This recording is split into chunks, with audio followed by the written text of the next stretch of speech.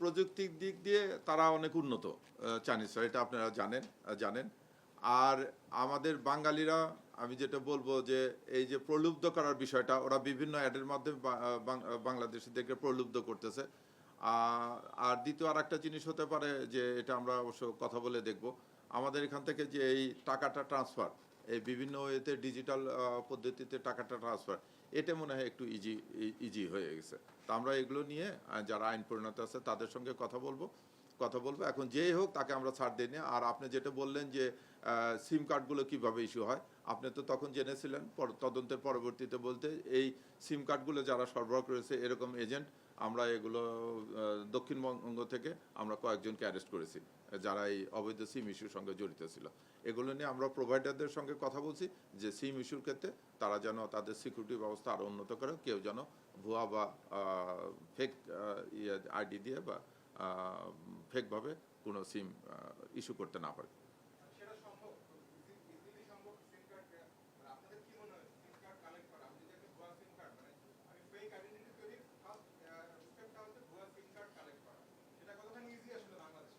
Easy মানে আমাদের কিছু দুর্বলতা আছে। আপনি একটা সিম কার্ড ইস্যু করতে গেলেন, প্রথম হচ্ছে যেটা হচ্ছে আপনার বায়োমেট্রিক, জানেন না? আপনি একটা এনআইডির এগেনস্টে আপনি 16টা সিম ইউজ করতে পারেন, 16টা সিম ইস্যু করতে পারেন।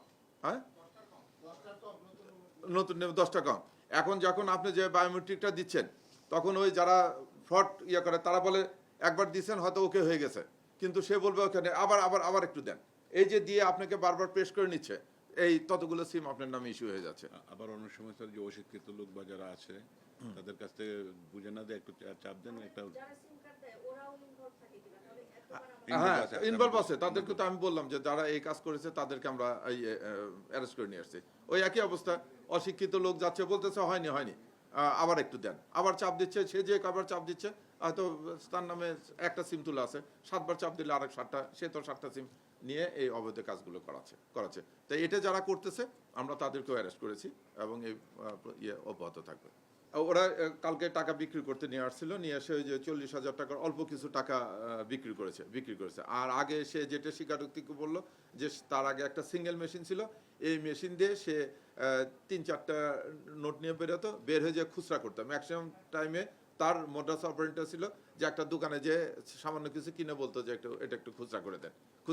এইভাবে সে এরকম বাল্ক অ্যামাউন্টে, মানে বড় অ্যামাউন্টে সে কোনো সময় যায়নি। পরে সে দেখছে লাভজনক, সে কথা হলো ওটা বলতেছে যে লাভে পড়ে আমি নিয়ে আসছি, প্রেস থেকে একজন কর্মচারীও নিয়ে দিছি, ঈদকে সামনে রেখে দিয়ে আমি এই ব্যাপক পরিমাণে ছাপানো শুরু করছি। এগুলো তো এমনি নর্মাল মেশিন ভাই, এগুলো নর্মাল প্রিন্টার আর কাগজ এগুলো যেগুলো নিয়ে আসছে এরা বিভিন্ন থেকে পাওয়া যায়। এটা চড়াই পথে নিয়ে আসে পেপার। এটা আপনি খুব মাইনরলি খেয়াল করলে টের পাবেন যে অরিজিনাল টাকার সঙ্গে এই ফেক নোটের পার্থক্য। এমনি খালি দৃষ্টিতে বা আপনাকে এমনি দিলে তাৎক্ষণিকভাবে টের পাবেন। ওরা অনেক রকম ব্যবস্থা নেয়। ইভেন তো একটা কেমিক্যাল হয়েছে কাগজ, এই কাগজটা টাকার তো চামড়ার থাকে, সেজন্য একটু শক্ত একটা থাকে, মানে ধরলে একটা শক্ত। ওরা কি করছে, একটা সেই কেমিক্যালও আমরা উদ্ধার করেছি। এই কাগজের উপর দিয়ে এই কেমিক্যালটা দিলে এটা একটু ওই যে হয়, মানে হার্ড হয়, একটু অরিজিনাল টাকার মতো একটু হার্ড হয়। সেই কেমিক্যালও 2 বোতল আমরা উদ্ধার করেছি। এটা আমরা তো এখন করছি, তাৎক্ষণিকভাবে ওরা বললো যে আমরা এইভাবে করছি, আমরা তো অপারেশন শেষ করে আসলাম, এখন তো এটা তদন্ত করবো।